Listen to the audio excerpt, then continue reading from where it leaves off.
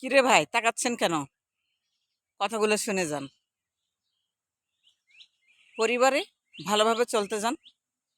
কিছু না কিছু বিষয় নিয়ে দ্বন্দ্ব বেজেই যাবে, প্রতিহিংসা শুরু হয়ে যাবে। সমাজে চলবেন, আপনি সমাজে ভালোভাবে চলতে যান, সেখানেও প্রতিদ্বন্দ্বী, সেখানেও আপনাকে নিয়ে সমালোচনা ও প্রতিহিংসা শুরু হয়ে যাবে।